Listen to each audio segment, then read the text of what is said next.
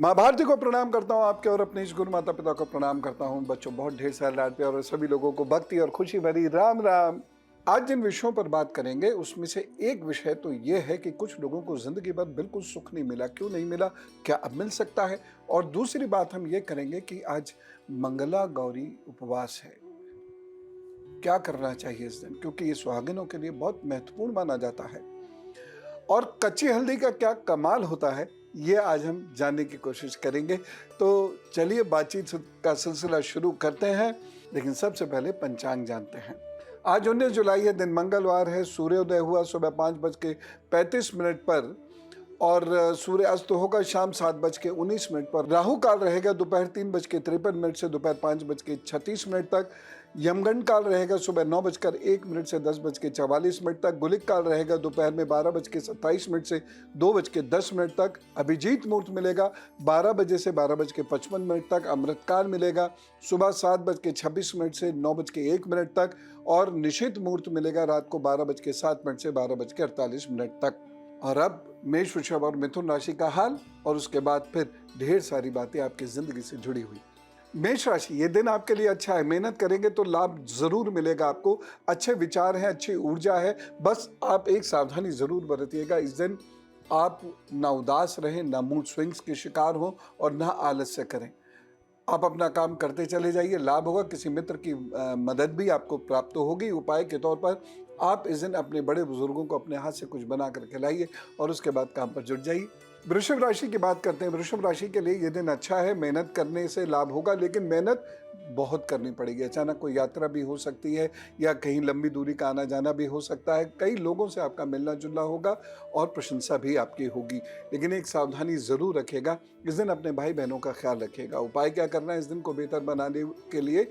आप पके हुए भोजन का दान जरूर कर दीजिएगा, प्रभु कृपा करेंगे। मिथुन राशि की बात करते हैं। मिथुन राशि के लिए ये दिन थोड़ा सा संभल के चलने वाला है। खासतौर से जो लोग पब्लिक डीलिंग में हैं, सामान बेचते खरीदते हैं या जो राजनीतिक जीवन में है, सार्वजनिक जीवन में है, उन लोगों को बहुत सावधानी से चलना होगा।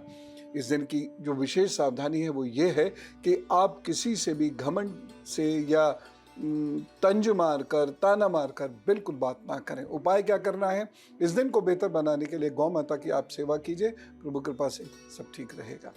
आइए बातचीत का सिलसिला शुरू करते हैं। व्हाट्सएप नंबर नोट कर लीजिए 9711000266 और ईमेल है gurudev@newsnation.in। इस पर मेल पर जब भी आप अपना कोई प्रश्न भेजें तो फ़ोन नंबर ज़रूर भेजिएगा जिससे टीम आपसे कांटेक्ट कर सके। बाकी ये हमेशा ध्यान रखिए कि सारी सेवाएं आपके लिए निःशुल्क हैं।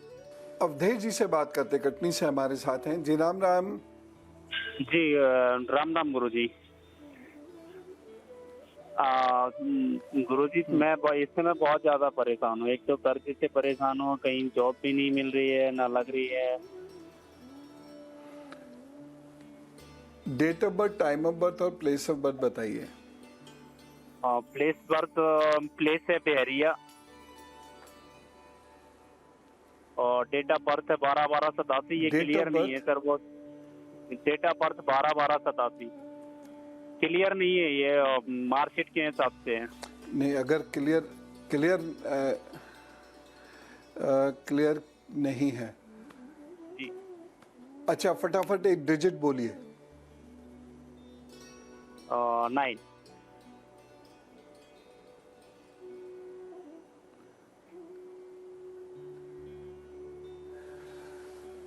नवंबर के बाद से समय अच्छा हो जाएगा आपका। जॉब भी मिल जाएगी। अभी व्यापार करने की जरूरत नहीं है, अभी सिर्फ जॉब कीजिए। जॉब के लिए अप्लाई करना शुरू कर दीजिए और हो जाएगा। बस एक तांबे का छल्ला अपने किसी रिंग फिंगर में ज़रूर पहने रहिएगा, बस इतना कर दीजिए और हो जाएगा। ये कुछ समय तो अभी आपको काटना पड़ेगा और भगवान शिव की रोज़ाना उपासना करें आप, सब ठीक हो जाएगा। चिंता नहीं कीजिए, इसी साल से ठीक होना शुरू होगा। विषय पर बात करते हैं। बहुत सारे लोगों को जीवन भर कभी भी सुख नहीं मिलता। श्रापित कुंडलियां जिन लोगों की होती हैं उन्हें जीवन में कभी सुख नहीं मिलता। यहां तक कि मैं उन लोगों से बहुत स्पष्ट कह देता हूं कि आपके जीवन में सांसारिक सुख नहीं है, भौतिक सुख नहीं है। इसलिए आप बस ये समझ लीजिए कि घर गृहस्थी के कुछ दायित्व पूर्ण करने मात्र के लिए आप इस धरती पर आए हैं, वह दायित्व पूर्ण कीजिए। बाकी सारा समय आप भक्ति में लगा दीजिए।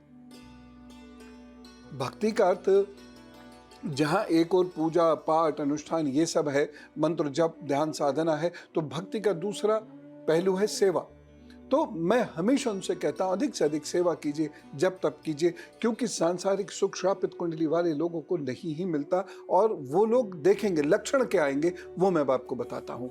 सबसे पहली चीज़ है, जो काम उनका होगा वो बहुत मुश्किल से होगा। दूसरा लक्षण है, जो काम बन भी जाएगा वो थोड़े समय के बाद समाप्त हो जाएगा।